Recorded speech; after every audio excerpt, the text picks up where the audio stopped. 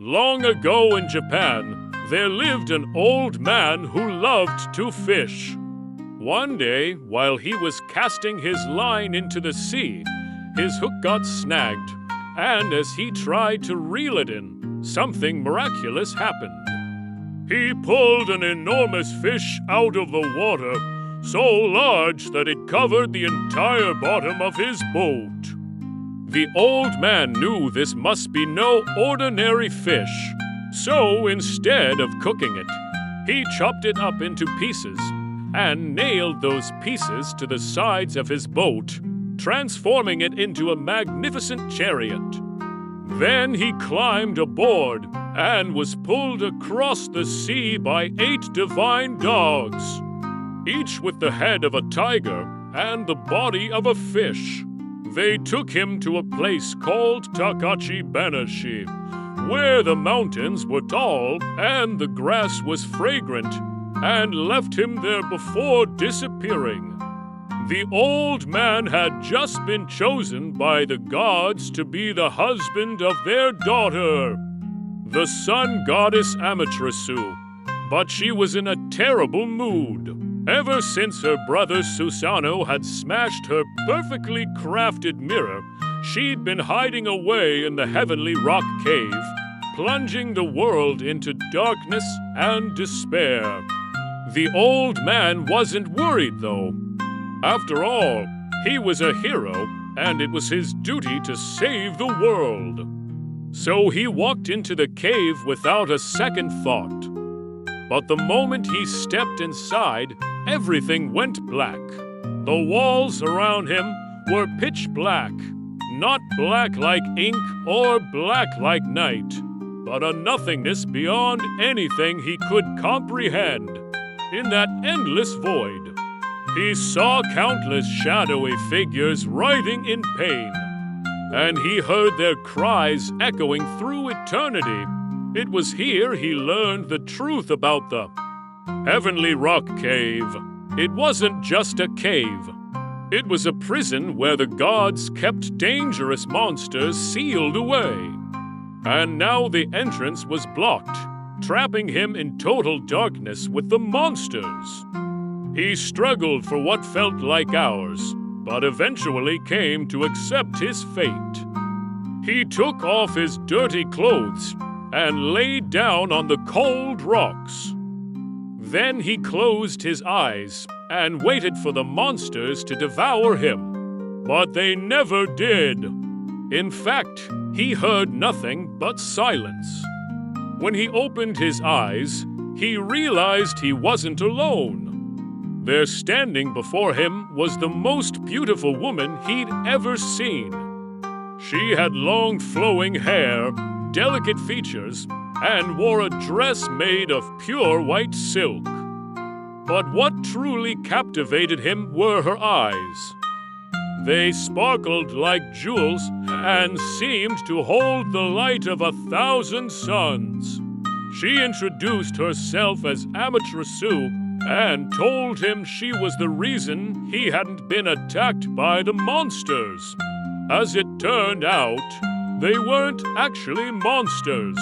They were prisoners, and they only attacked those whose hearts were filled with evil. Amaterasu explained that when her brother had smashed her mirror, she'd retreated into the heavenly rock cave to hide her shame. But now she was starting to regret her decision.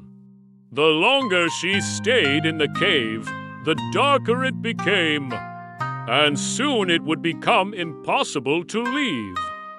So she'd sent a messenger out into the world to find someone worthy to be her husband, someone whose heart was filled with kindness and compassion. When he heard this, the old man felt a surge of determination. He may have been tricked into coming to the cave, but now he had a chance to save both himself and the world.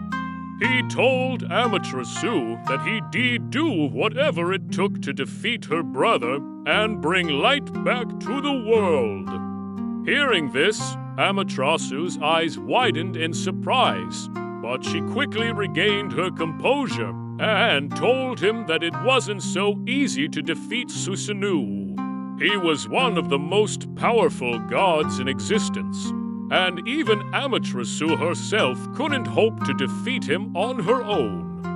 If she were to emerge from the cave, the very air around her would ignite and burn everything in sight.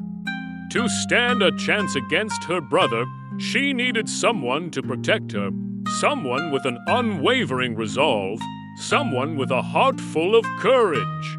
The old man didn't hesitate. He bowed his head and said that he would do whatever it took. And so Amaterasu agreed to let him be her husband. The two of them emerged from the cave hand in hand, ready to face whatever challenges lay ahead. However, when they reached the entrance, they found it blocked by a giant rock. With a wave of her hand, Amaterasu made the rock disappear, and they stepped out into the blinding light of the outside world. As they approached the shore, they spotted the 8 divine dogs and quickly climbed aboard the fish chariot. The dogs pulled them across the ocean until they arrived at a land of towering cedar trees and fragrant grass. This was Takachi Banashi, the home of the gods. Amaterasu led her husband into a grand palace where all the gods had gathered to welcome her back. They cheered and celebrated, happy to finally have their sister return. However, none were more excited than the old man. He'd saved the world and become the husband of the sun. Goddess, life could hardly get any better, right? Well, actually it could. You see, when Amaterasu disappeared into the heavenly rock cave, she left behind a single strand of her hair, and that hair grew into a magnificent tree that bore magical fruit. Those who ate the fruit gained incredible powers. Amaterasu gave some to her loyal followers, and they used it to create the islands of Japan. Others took the fruit to the human world and became the ancestors of Japan's imperial family. And as for the old man, well, he used it to become the first emperor of Japan, Jimmu. The gods had chosen him to be the father of the Japanese nation, and he would rule for 1,000 years. In fact, he and his descendants would rule Japan for over 2,000 years.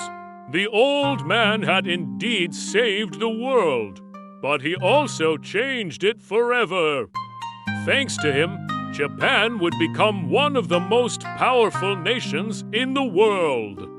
And all because he followed his heart and rescued a beautiful woman trapped in a dark cave. The end. Oh my God. Why is it always the boring stories that turn into the longest videos? Oh, well, if you liked this video, please hit that like button. And if you want to see more videos like this, please subscribe. Goodbye.